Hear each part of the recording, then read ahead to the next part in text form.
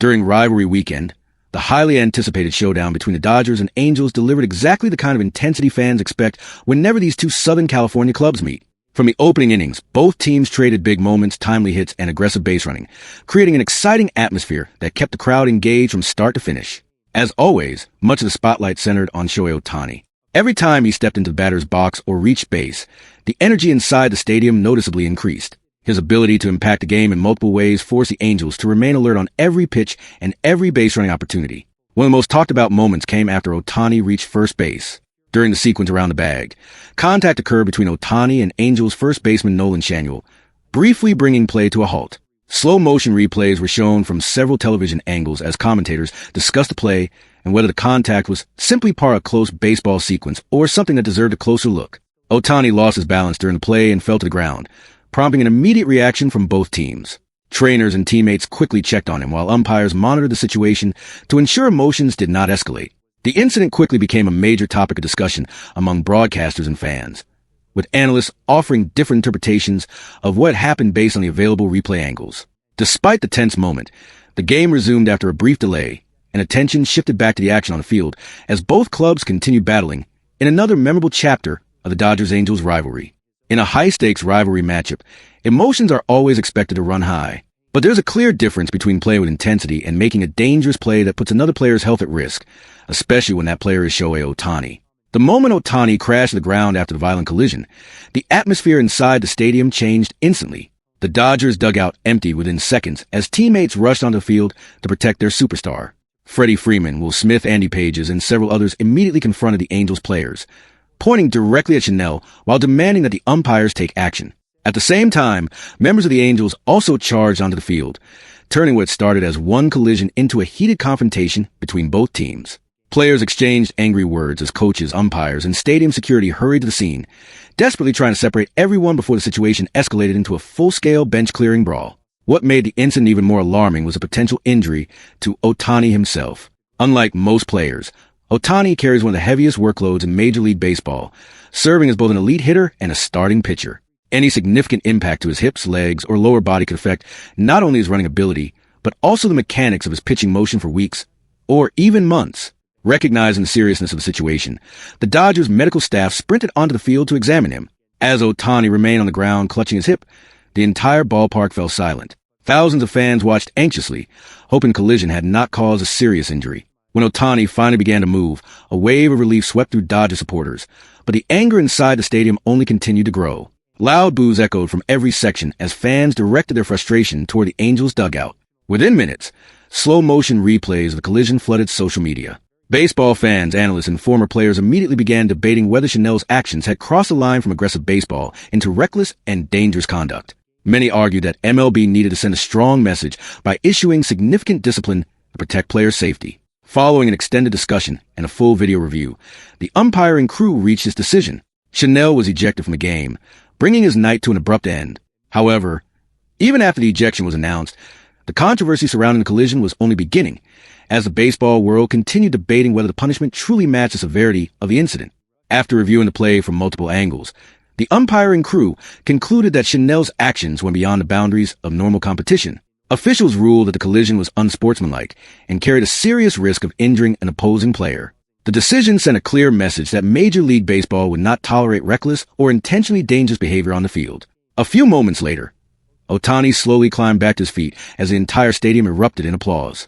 Although he was visibly uncomfortable and still appeared to be feeling the effects of collision, he immediately turned his attention to calming down his teammates, preventing the situation from escalating even further. Rather than heading straight to the clubhouse, Ohtani remained in the dugout and continued supporting the Dodgers for the rest of the game, earning even greater admiration from fans for his composure and leadership. Speaking to reporters after the game, Ohtani delivered one of his strongest public statements in recent memory while maintaining his trademark calm demeanor. "I've always believed baseball should be played with respect," he said. "No player has the right to use violence to stop an opponent. I'll never accept that, and I hope Major League Baseball makes a fair decision that protects every player on the field." His comments quickly spread throughout the baseball world, with current players, former stars, and analysts praising both his professionalism and his willingness to speak out. Many argued that this incident was no longer just about the Dodgers and the Angels. Instead, it had become a test of MLB's commitment to players' safety and the league's responsibility to uphold the integrity of the sport. Several former players warned that if dangerous actions were not punished appropriately, they could establish a troubling precedent for future generations. Dodgers manager Dave Roberts also made his feelings crystal clear during his post-game press conference. That wasn't a baseball play anymore, Roberts said. You can play hard. You can play aggressively. But you cannot intentionally put another player's health at risk. We'll do everything necessary to protect Shohei Ohtani. As the controversy continued to grow, Major League Baseball officially opened a full investigation into the incident. According to multiple reports, league officials are reviewing every available camera angle, along with statements from players and coaches, to determine whether additional disciplinary action against Chanel is warranted if evidence suggests the contact was intentional. Many analysts now believe the incident could become one of the defining controversies of this year's rivalry weekend, not only because of what happened during the game, but because it has reignited a league-wide conversation about players' safety, sportsmanship, and the standards expected at the highest level of professional baseball. At the same time, another debate is beginning to dominate headlines across Major League Baseball, and this one centers on a rule that has become closely associated with Shohei Ohtani himself. Known by many as the Ohtani rule, the regulation has become increasingly controversial as Ohtani continues to excel as both an elite hitter and an elite pitcher. A growing number of rival teams believe the rule provides the Dodgers with competitive advantage, with some critics even arguing that it exists primarily because of Ohtani's unique abilities. To understand why the debate has become so intense, it's important to first understand how MLB roster rules work.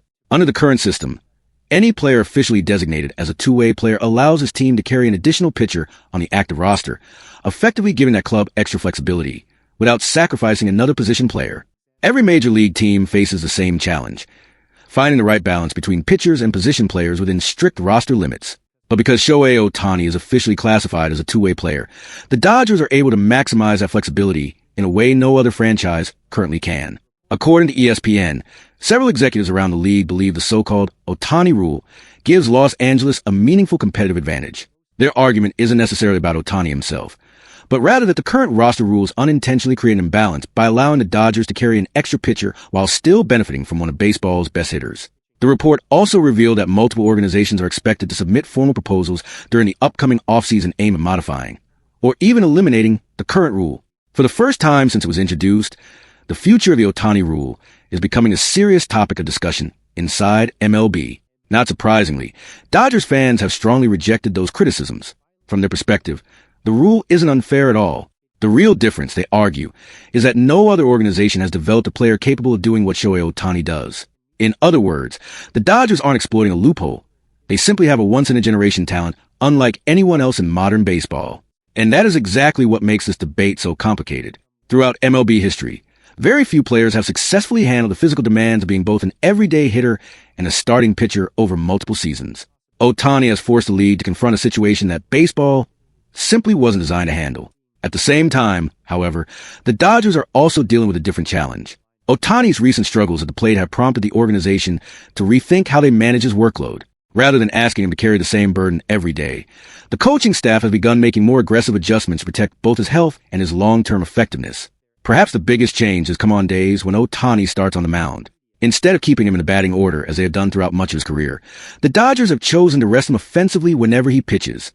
It's a significant shift from the image baseball fans have grown accustomed to, seeing Ohtani dominate on the mound before stepping into batter's box only moments later. This season, protecting his arm has clearly become the organization's top priority. The Dodgers have gone even further than that. Following one of his recent starts, the club gave Ohtani an additional scheduled day off, completely removing him from the lineup the following day to reduce the physical stress on his body. It marked the first time all season that he was absent from the team's starting lineup, highlighting just how carefully Los Angeles is managing its biggest star.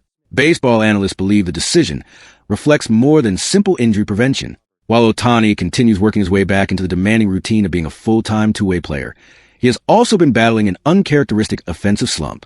Many experts believe that reducing his workload gives him a better chance to recover physically, while also allowing him to regain his rhythm at the plate without the added pressure playing every single day. As the season moves forward, one question continues to dominate the conversation. Can Shohei Ohtani return to the elite two-way form that has made him one of the most unique players in baseball history? Or will the Dodgers need to continue carefully managing his workload in pursuit of another World Series? Only time will tell. Thanks for watching. If you enjoyed this video, don't forget to like, subscribe, turn on notifications, and share it with the biggest MLB fan you know.